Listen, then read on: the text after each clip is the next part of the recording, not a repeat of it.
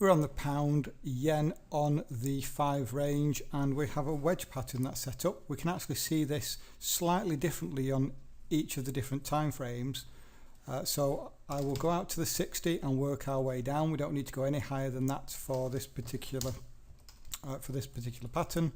All I would say here on the hourly is that we are working our way down. Let's go to the 15.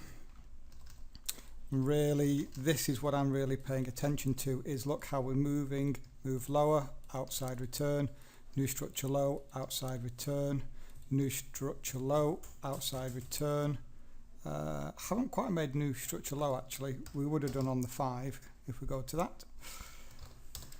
And so with any of these patterns, you know by now I'm looking for that sore thumb move like this. I'm looking for a directional pole, and then I'm looking for sideways movements. Now you can class this as several things. You can actually class this as a low and tight flag. Low and tight flags for me, we need to be in a trend or in a heavy trend or moving very directionally, and we would be looking for a 127 fib. I won't draw it on just yet.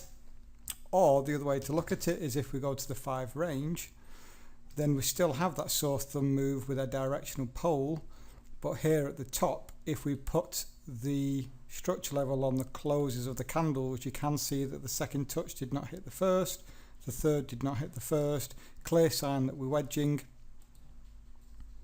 And the same here, the second touch here did not touch the first. And so if we have that, that's a sign that we are wedging, and we do need a minimum of 2 touches either side.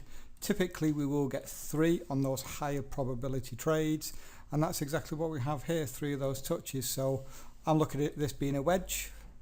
I'm going to go ahead here and throw a fib on for where targets are going to be. Of course it's going to be that 127 as usual. Stop here has gone above, just 5 pips above the high here, and playing for 2 pips above the 127 fib, which just so happens to come in at the 146 psychological number. And if we look left, there's no structure here, not until we come down to this level, which is where I would expect price to go to. So there is certainly room for price to come lower. In terms of risk then, 19 for a reward of 25.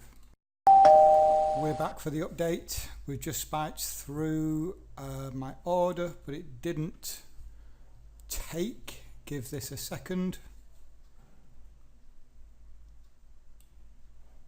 5 range does tend to move quite quickly when it wants to. 22 pips up. Come on. Be quite a quick trade this, about 15 minutes maybe, something like that. It's the beauty of the 5 range is when it moves. It moves. There is my text message alert. 23 pips up. Come on, another pip.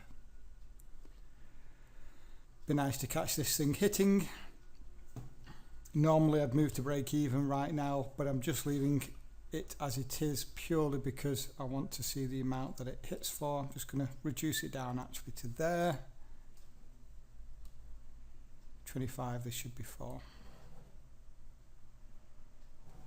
Come on. Another half a pip, go through. And as usual, it's just a case of waiting.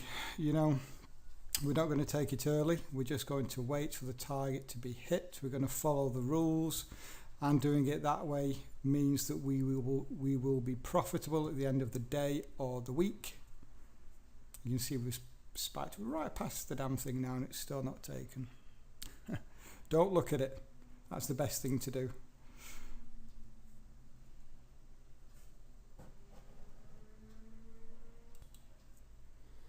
Okay, just resumed the video and the trade has taken for plus 25 pips.